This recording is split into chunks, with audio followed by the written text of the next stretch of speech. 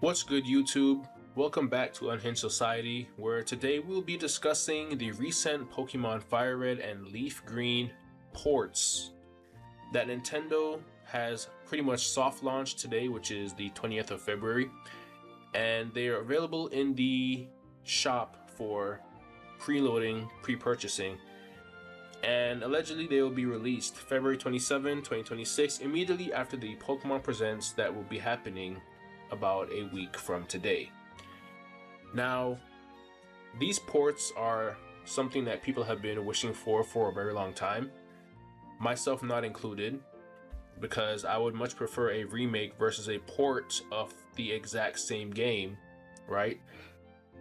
As an individual that still has their original copy of Fire Red from over a decade ago, I don't exactly see a reason to go ahead and purchase a $20 port of the exact same game.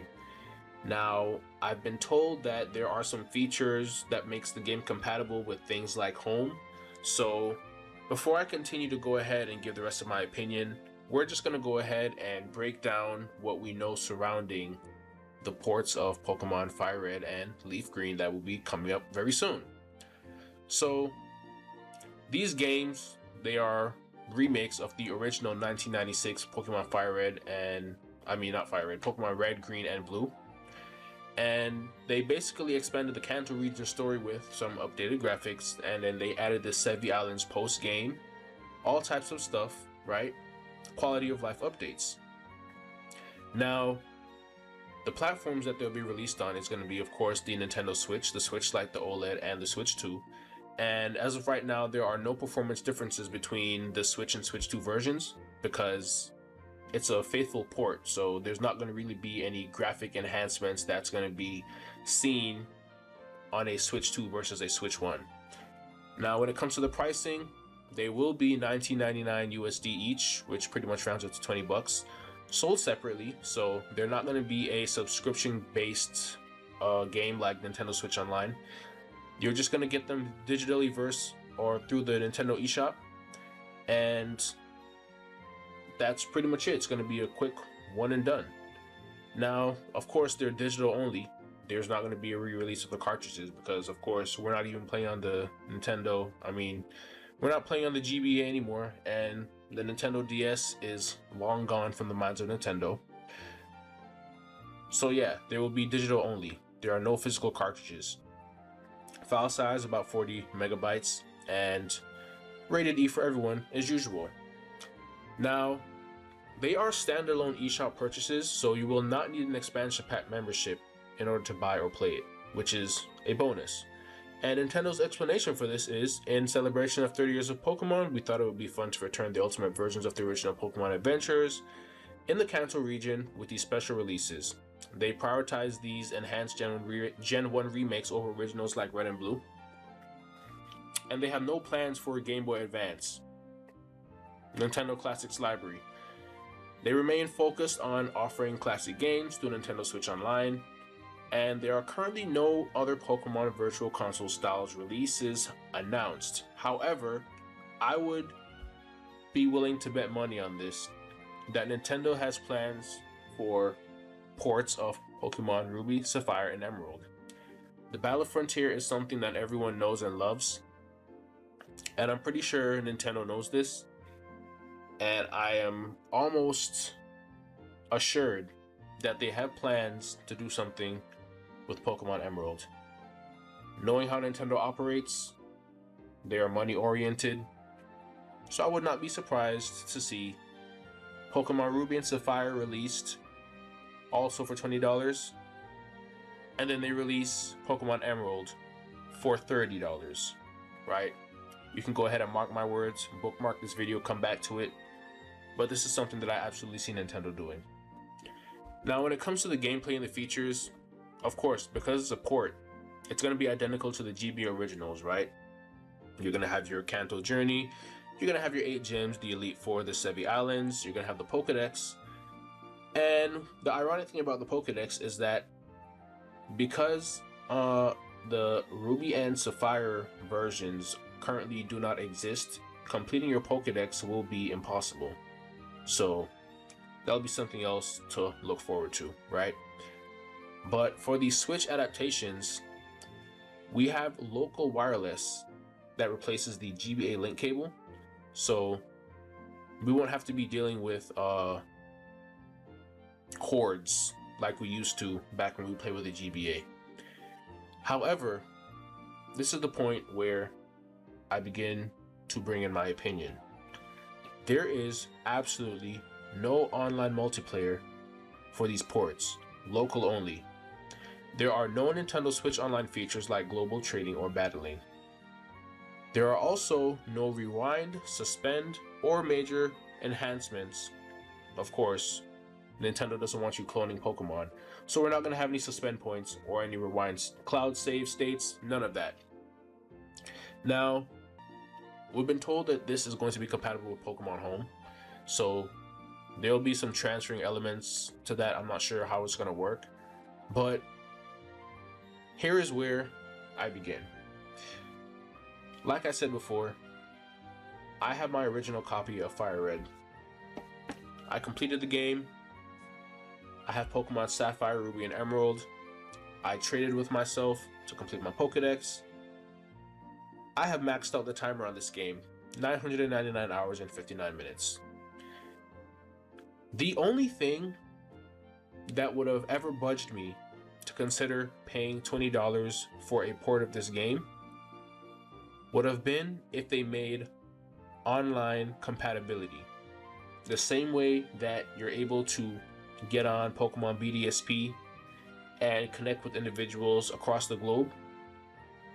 That is something that I wish they would have done for these remakes or these ports of Pokemon Fire Red and Leaf Green.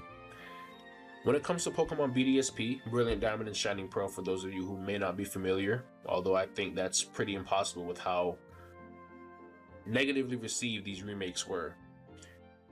They didn't have what you would call a random matchup. There wasn't a GTS.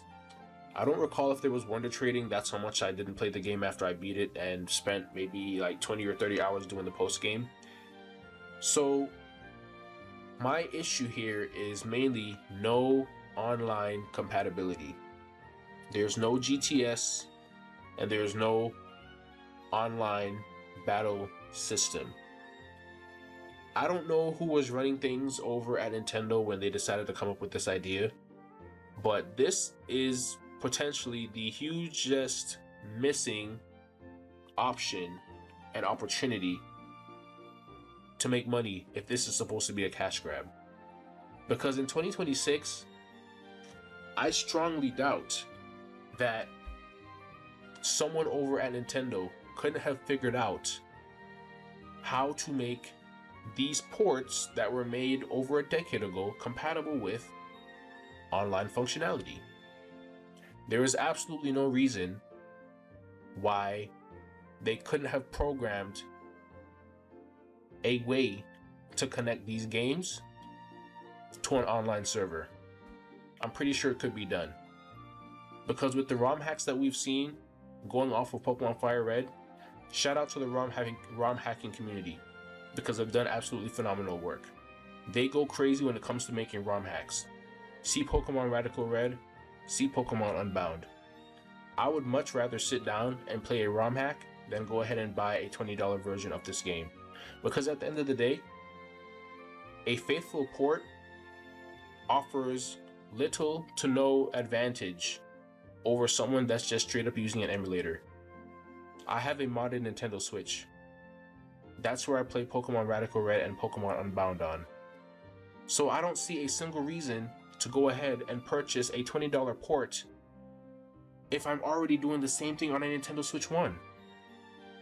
There is no online functionality. Online functionality would have sold me. I would have been the first in line to purchase these ports if they said, okay, you know what? We're going to go ahead and make an online union room. We're going to give you random matchup and we're going to give you an online GTS. We received no such thing or no such news or information as of today. So with that being said, I think that these ports, yes, some individuals have asked for ports of games to be made online and available on the Nintendo Switch. So for them, I say that your wish has been granted. I'm glad that you're happy. But me personally, I do not see this being a justifiable purchase as an individual that has played this game for countless hours in the past. Don't get me wrong, I treasure the experiences and time that I've spent in this game. But having a faithful port doesn't offer any value to me unless there's something hidden or some features that they're going to add in these ports that would somehow make it worthwhile paying $20 to play the game all over again on the Nintendo Switch. Maybe there are individuals who've never played these games in the past. It will be a first-time experience for them. That would make a lot of sense. But personally, if you ask me, I don't think that this is a worthwhile purchase, in my opinion. There are individuals out there who think that, hey, it's Pokemon, it's a port, I like playing Pokemon, I'm going to go ahead and get it. I do not contradict your thoughts or opinions in any way, shape, or form. Do what you enjoy. But me personally, I enjoy battling. And if there are no online battles, I probably won't show up. The only other game that I've invested time in that didn't really have an online battle functionality is Pokemon Legends Arceus, because the game offered a whole different dynamic of interacting with the Pokemon world. Outside of that, that was pretty much it.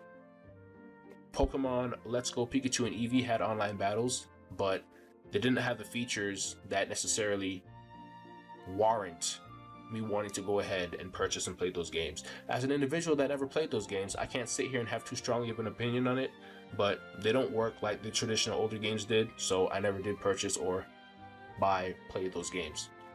But yeah, at the end of the day, this is just my opinion, to be taken lightly, with a grain of salt, if you will, but at the end of the day, I think it's a huge missed opportunity that Nintendo did not incorporate online functionality for these games. Now, if you want to play with your friends, of course, you can get in person with 4 other people who have a Nintendo Switch. You guys can connect, go to the Union Room, and have yourselves a party. But outside of that, the game is a one-to-one. So faithful port. If there were any glitches in the original games, you'll probably see them here. When it comes to events such as things for Deoxys, Mew, Ho-Oh, and Lugia, we'll have to see how Nintendo handles that.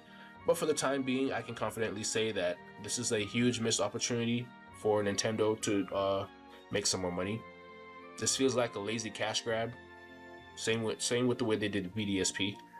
But yeah, huge missed opportunity. Online play would have gotten you a lot more purchases, but hey, what do I know? I'm just a consumer at the end of the day. So if you guys liked the video, hit the like button.